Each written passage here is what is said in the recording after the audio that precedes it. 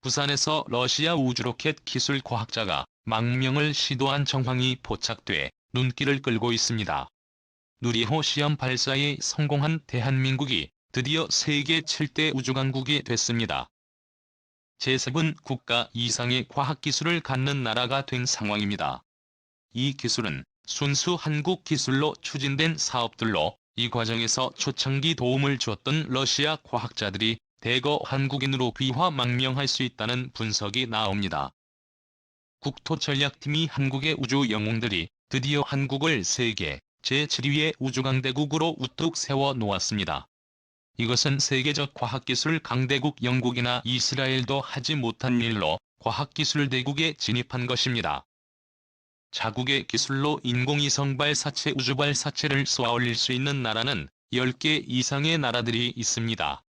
미국, 영국, 프랑스, 러시아 같은 전통적인 서방 기술 강대국과 이스라엘, 이란, 북한, 인도, 중국, 일본 정도가 있으나 무게가 무거운 1톤 이상의 우주 발사체를 쏘아 올릴 수 있는 나라는 단 1개 나라들들 뿐입니다. 현 북한, 이스라엘, 영국 4나라의 경우 위성을 쏠 수는 있으나 1톤 이상 무거운 것은 쏘아 올릴 기술이 없는 상황입니다. 이번 대한민국이 우주 발사체의 성공과 궤도 안착으로 인해서 한국은 러시아, 미국, 프랑스, 중국, 일본, 인도에 이어서 세계 7번째로 우주로켓을 쏘아 올리면서 세계 7대 우주강대국으로 도약한 상황입니다. 해당 로켓 시험 발사에 러시아 측이 숟가락을 얹으려고의 아쉬움을 주고 있습니다. 심지어 이번 도리호에 투입된 순수 우리 기술로 개발한 엔진 기술이 러시아 측으로부터 개발을 이전받았다는 허위 소문이 돌아 안타까움을 줍니다. 러시아와 한국 사이 옛날 구소련이 갖지 않고 있는 채무에 대한 실물자산 상환 프로그램인 불금 사업의 일환으로 여러 러시아산 무기 개발 기술들이 한국에 이전되면서 비슷한 기술 교류의 일환으로 러시아와 한국 사이의 우주발사체 개발을 함께 추진하려 했고 초창기에는 러시아의 도움을 받긴 했으나 한국은 2012년도부터 사실상 뒤통수를 맞았습니다. 나로호 개발 사업 때에는 1단계 발사체에서 잔해를 수거조차 하지 못했고 러시아 정부 기관이 붙어서 감시까지 하고 있었을 정도입니다. 심지어 러시아가 우크라이나 크림반도를 강제병합을 시도한 2014년도 이후로부터는 러시아와 한국 사이의 관계가 급냉되어 제3차 불금 사업도 중단될 뿐 아니라 그 사업의 질이 크게 떨어졌고 이렇게 분야에 있어서도 완전히 독자적인 길을 한국이 걷게 된 상황입니다. 이번 누리호 성공 발사는 러시아가 사업에서 손을 뗀 이후로부터는 로켓 개발에 착수하여 순수한 국산 기술로 우주발사체를 만든 것으로 세계적인 인정을 받고 있습니다.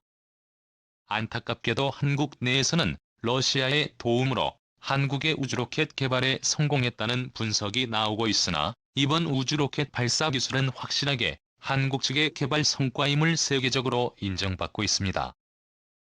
NNBBC 등 주요 언론에서도 한국이 독자적인 기술과 독자적인 장소에서 시험 발사에 성공했다는 사실을 대서특필하고 있는 상황이며 영국, 이란, 이스라엘, 북한 등 주요 우주 클럽 회원국도 하지 못한 기술을 한국이 비로소 갖게 된 상황으로 전합니다.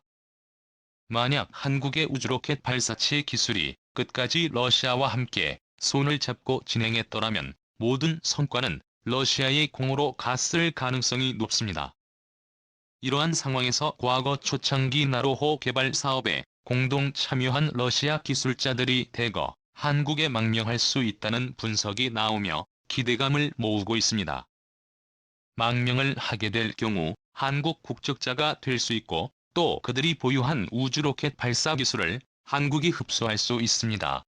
지난 2010년 나로호 발사를 앞두고 있던 시점에서 러시아 기술자 30대 디모시가 부산에 잠시 여행을 왔다가 극단적인 선택을 할 뻔했다가 간신히 경찰이 발견해 부산의 한 병원에서 치료를 받았던 소동이 있었습니다. 당시 나로호 발사를 앞두고 스트레스를 많이 받아 이러한 일을 저지른 것으로 알려져 있으나 러시아의 정치적 시스템과 러시아 정보당국의 과도한 압박으로 인한 일이었을 것으로 분석됩니다.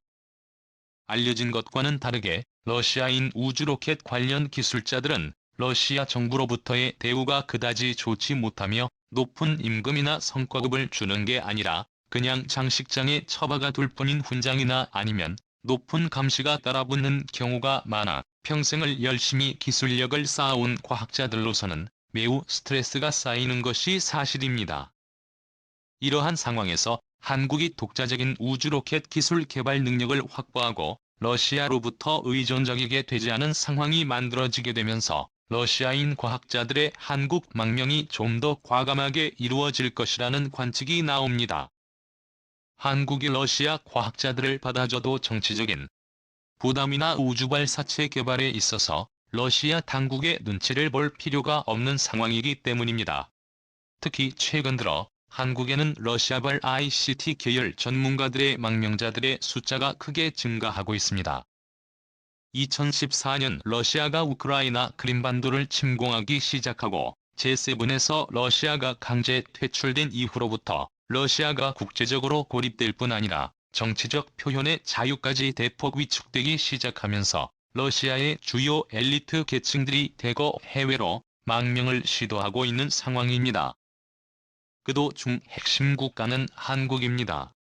법무부에서 발표한 자료에 의하면 지난 2017년에는 러시아인 난민 신청자 수는 6,902명으로 중국, 카자흐스탄에 이어 3위를 기록한 이후로 꾸준히 폭발적으로 증가하기 시작했습니다.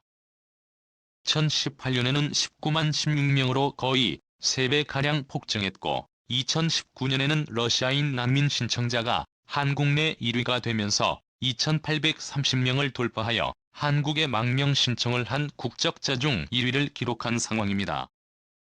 이 중에 다수가 러시아 엘리트 계층들이 있는 상황이며 많은 엘리트 계층들이 한국에 유입되고 있습니다. 2020년에는 세계적인 질병 사태가 일어난 이후로 통계가 없는 상황이지만 우크라이나 러시아 간 무력 충돌 상황이 터지면서 이러한 러시아 망명자 숫자는 더욱 커질 것으로 전망되고 있습니다. 그래서 한국에서 일한 경험이 있는 러시아계 로켓과 기술자들의 망명 가능성이 예상되고 있습니다.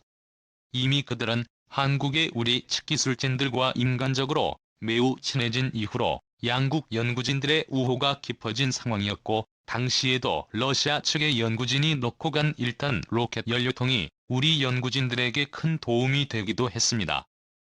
나로호 개발 사업 당시에는 KGB와 같은 러시아 측 정보 당국의 철저한 감시로 인해 연구진들이 쉽게 망명을 하지 못했지만 2014년 크림반도 사태 이후 한러 관계가 점점 경색되기 직전에 체결된 한러 간 상호 무비자 협정이 진행되면서 손쉽게 러시아계 IT 인력 및 기술자들의 망명 가능성이 높아지는 상황입니다.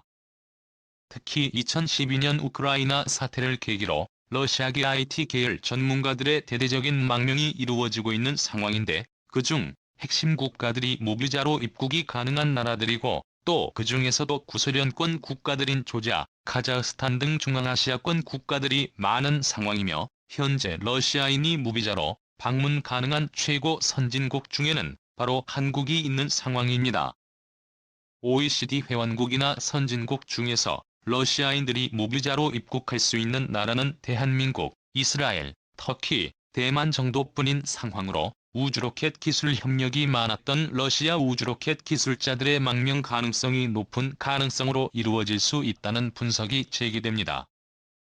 한국은 최근 1톤급 우주발사체 궤도 진입 성공이 이루어지면서 현재 한국은 미 항공우주국 나사 측으로부터 아르테미스 프로그램의 초대를 받은 상황입니다.